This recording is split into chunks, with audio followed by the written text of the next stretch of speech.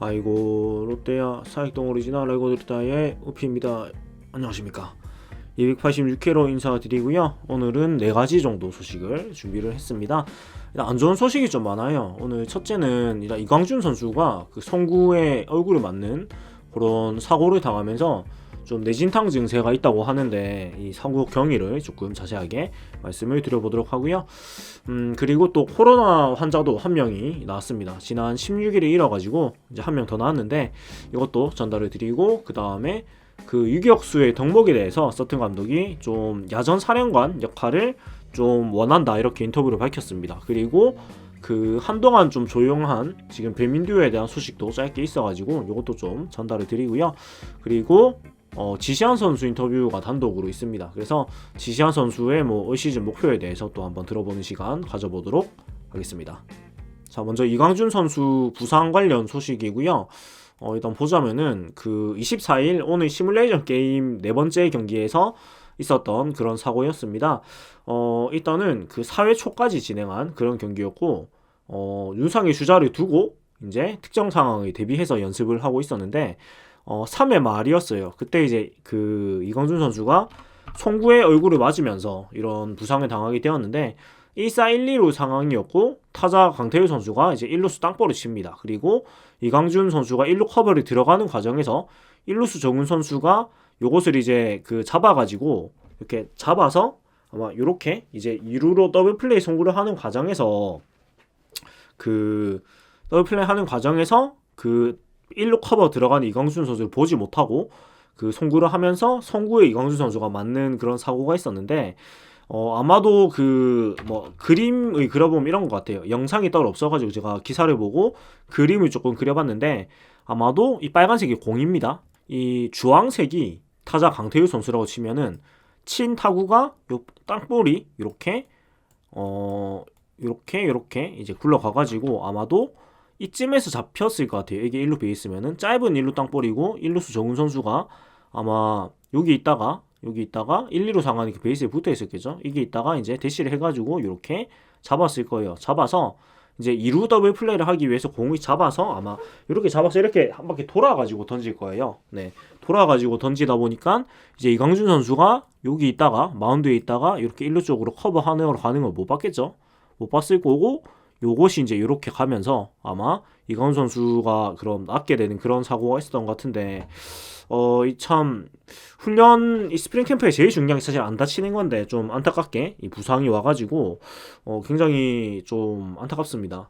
근데 일단 그 눈두덩이 부분에 공을 맞았고 그 퍽 소리와 함께 쓰러졌는데, 일단 이광준 선수 얼굴에 부상이 출혈이 있거나 하진 않고 의식도 바로 있었다고 해요. 그래서 굉장히 큰 사고는 아닌 것 같지만 그래도 일단 얼굴 쪽에 공을 맞았기 때문에 병원에 가보니까 봉연 검진 결과 일단 뇌진탕 증세를 확인했다. 추후 경과를 지켜볼 예정이라고 얘기를 합니다. 예. 그래서 일단은 이 뇌진탕이라는 게 당장 괜찮아도 언제 이 또 상황이 어떻게 될지 모르기 때문에 좀 꾸준하게 정기적으로 좀 검진을 받으면서 좀 체크를 잘 해야 될 것 같고, 이 참 스프링 캠프 기간 동안에 지금까지 나름대로 순항을 하고 있었다고 보는데 이런 또 사고가 생기면서 굉장히 큰일이고 다 조심해야 될 것 같습니다. 다시 날씨가 추운 상황에서 훈련을 하다 보니까 똑같이 맞거나 다쳐도 데미지가 더 클 수밖에 없단 말이에요. 그래서 무엇보다도 이 캠프에서는 안 다치는 게 가장 중요하다는 걸 역시나 우리가 한 번 더 생각을 해보게 되는 것 같고, 그리고 두 번째로 이제 코로나 확진자가 추가로 이제 발생을 했는데 24일에, 그러니까 오늘이죠. 오늘 이제 훈련 종료 후에 선수단 내 확진자 한 명이 발생을 했고, 지난 16일 선수 확진자 한 명 발생 후에 8일 만에 다시 선수단 내 확진자가 생겼는데, 이 16일 이후에 꾸준히 이제 자가진단 키트를 사용해가지고 그 선수단의 코로나19 감염 여부를 체크를 했다고 합니다. 근데 지금까지 사실은 잘 피해오고 있는 거하고, 지금 워낙에 워낙 확진자가 많이 나온 상황이다 보니까 사실은 완전히 피하기는 거의 불가능한 상황인 것 같아요. 하루에 지금 17만 명씩 이렇게 나오고 있다 보니까 이게 사실은 안 걸리는 게 더 어려운 그런 상황이 된 것 같은데, 일단은 그래도 잘 관리를 하고 있는 편인 것 같아요. 다른 구단은 지금 5명, 6명, 그 다음에 그 선수단 내에서 이제 재감염이 일어나고 이런 사태가 많은데, 그래도 우리 팀은 한 번 더 이제 더 퍼지고 그런 거는 그래도 없기 때문에 비교적 코로나로 인한 그런 데미지는 좀 적은 편이 아닌가 이런 생각을 할 수 있는 것 같고, 서튼 감독은 선수단이 힘든 시기에 코로나19에 잘 대처하면서 시즌을 준비하고 있다. 롯데는 코로나19 방역에 집중했으나 오미크론의 무서운 침투력이 추가 확진자를 만들었다면서 얘기를 했고, 롯데 구단에서는 정부 방식 방역 지침 및 KBO 매뉴얼 등에 따라 대응하고 조치할 예정이라고 덧붙였습니다. 그래서 뭐 어쩔 수 없는 것 같아요. 지금 안 걸릴 수는 없는 것이고, 일단 걸린 선수들도 다 무증상이나 뭐 경증으로 아무 그냥 감기처럼 지나가야 될 것 같고, 뭐 저희 방송 보시는 분들도 그 다 이제 조심이라기보다는 걸려도 누구를 탓하거나 원망하거나 뭐 그렇게 생각할 수 없는 것 같아요. 지금 완전히 약간 모두의 코로나 시대가 됐기 때문에. 그래서 다들 뭐 건강관리를 잘 평소에 하시는 수밖에 없다는 생각이 드는 것 같습니다. 아무튼 또 빠른 쾌유를 기원을 하고요. 그리고 이제 유격수 관련 소식인데, 이 시즌 뭐 가장 뜨거운 포지션 유격수 우익수다 보니까 이 관련된 기사들이 매일같이 나오는 것 같습니다. 그래서 이렇게 뭐 일단은 그 서튼 감독의 유격수에 대한 덕목 야전 사령관 얘기도 있고, 그리고 배성근 선수와 김민수 선수에 대한 소식도 한동안 없었는데 이렇게 또 기사가 있습니다. 그래서 조금 소개를 해드리고자 하는데요. 일단 먼저 보자면은 유격수에 대해서 리더로 역할을 하는지를 서튼 감독은 가장 중요하게 볼 것이라고 얘기를 했습니다. 그래서 서튼 감독은 결과적 성공이 아닌 과정의 정확성을 본다면서 유격수 4명이 경쟁하고 있다. 많은 사람이 경쟁을 보일 때 유격수가 땅볼 처리를 해서 아웃인지 세이프인지를 본다. 그러나 나는 첫발 스타트, 풋워크, 송구 전 셋업 동작, 스코어보드 인지, 상황인지, 주자의 주력 인지 등을 중점적으로 본다. 외로 공이 날아갔을 때 유격수가 릴레이를 할 수 있는 위치에 정확하게 갔는지도 확인을 한다면서 중요하게 생각하는 것은 유격수가 리더로 제 역할을 하고 있는지를 볼 것이라고 얘기를 했습니다.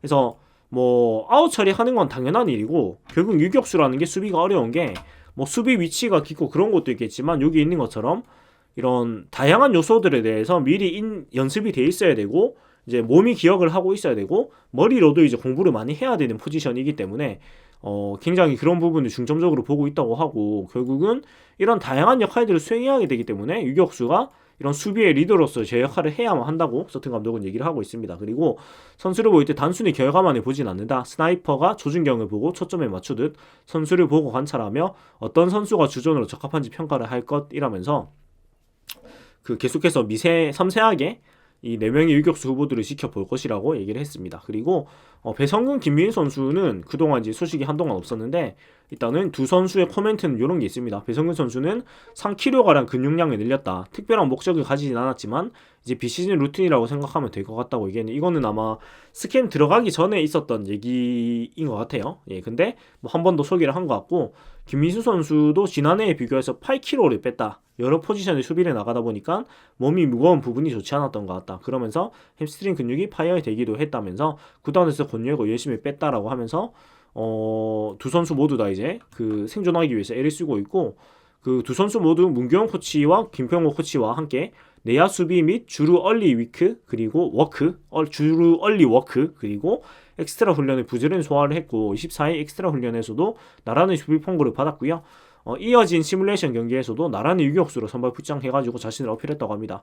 김민수 선수가 지난 그 두 번, 그러니까 총 오늘이 4번째인데 세 번째는 라인업을 제가 못 하긴 해가지고 뭐 모르겠는데, 두 번째까지는 이루수만 출장을 했었는데 오늘 4번째 경기에서는 유격수로 출장을 했다고 하니까 김민수 선수도 아직 유격수로서 기회를 여전히 받고 있는 걸 우리가 확인을 할 수가 있는 것 같습니다. 그리고 마지막으로 지시한 선수의 인터뷰가 제법 길게 있어가지고 좀 소개를 해드리고자 하는데요.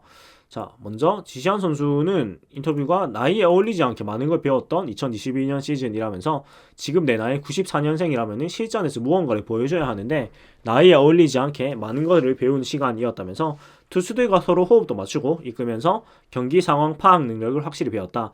타석에서도 이것저것 많이 시도하면서 얻은 게 많았다. 다만 조급함 때문에 약간 쫓기는 느낌도 있었다면서, 기회가 오면 잡아야 한다는 압박감 속에서 궁지에 몰려서 결과도 안 좋았다면서 좀 아쉬운 한 해였다고 지난 시즌을 좀 돌아봤고, 사실 나이가 이제 94년생이면 적지 않거든요. 29살이기 때문에 본인도 그런 것을 좀 생각을 하고 있는 것 같고, 포수가 약하다는 말에 대해서는 사실은 변명할 여지가 없다고 얘기를 했어요. 한동안 선발 포수로 출전을 못하면서 생각을 정리하는 시간을 보냈다.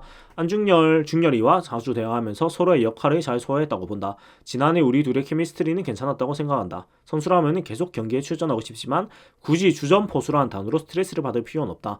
물론 롯데는 표수가 약하다는 말이 나온다는 걸 잘 안다. 수치로 나와 있으니까 변명할 여지도 없다. 그런 현실을 잘 받아들이고 1년 뒤에는 좋은 말이 나올 수 있게 잘하고 싶다면서 힘줘서 말했습니다.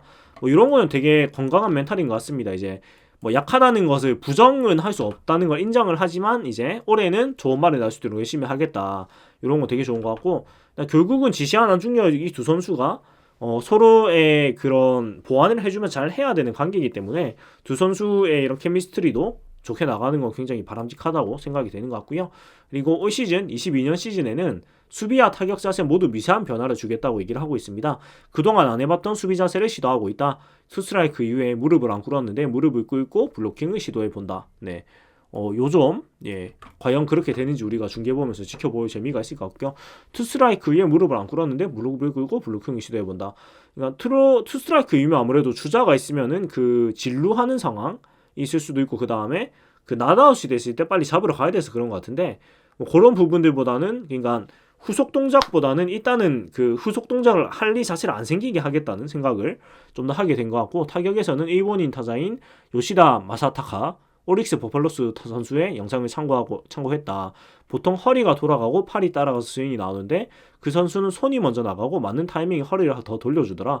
그게 내 스타일이 맞다고 생각해서 연습하고 있다. 아직 어떻게 잘 안 되는데 실전에서 꾸준히 연습할 계획이라면서 이렇게 열심히 공부하는 모습도 보여주고 있어요. 본인도 이제 나이가 꽉 찼기 때문에 이제 잘 해야 된다는 생각이 훨씬 더 많이 강해질 수밖에 없는 상황이 아닌가 생각이 듭니다. 그리고 이런 거는 뭐 칭찬할 수밖에 없는 부분이죠. 이제 이런 일본 선수 영상까지 보면서 자신의 롤 모델을 설정을 하고 이렇게 따라가는 거는 굉장히 바람직한 태도라고 우리가 얘기를 할 수가 있겠습니다. 그리고 올 시즌 목표로는 최소 100경기 출전과 가을 야구 안방 마님을 목표로 하고 있는데 이리오 선배님의 마지막 시즌이라서 2022년에는 반드시 유종의 미를 거뒀으면 좋겠다. 가을 야구 무대에서 포수로 출전하는 이미지 트레이닝을 가끔 해보기도 한다. 올 시즌 우리 팀 어린 투수들을 잘 도와서 최대한 높은 곳에 올라가고 싶다. 개인적으로는 선발이든 후보든 최소 100경기 이상 출전하는 게 목표다. 안 아프고 끝까지 시즌을 잘 치르고 싶다고 올 시즌 포부를 밝혔습니다. 그래서 일단 안 아픈 게 제일 중요하고요. 그리고 많은 선수들이 이대호 선수의 마지막인 걸 다 이제 생각을 하고 더욱더 의지를 크게 다지고 있는 것 같아서 뭐 야구라는 게 뭐 객관적인 전력 외의 사건이 워낙 많이 생기는 스포츠니까 우리가 또 뭐 기대를 벌써부터 버리고 그럴 필요까지는 없지 않나 이런 생각이 그래서 오늘 여기까지 아이고 롯데야 286회 소식이었고요. 오늘은 좀 안 좋은 소식이 더 많았어 가지고 좀 마음이 안 좋은데 이런 아프거나 사고나 이런 일 없이 내일이나 앞으로는 또 좋은 소식만 전달해 드릴 수 있도록 잘 굴러갔으면 좋겠다는 생각이 듭니다. 아무튼 여기까지 재밌게 보셨다면 구독과 좋아요를 부탁드리고요. 저는 내일도 다양한 소식을 가지고 돌아오도록 하겠습니다. 사육동 오리지널 아이고 롯데야 오피였고요. 레디 투 윈 롯데 자이언츠.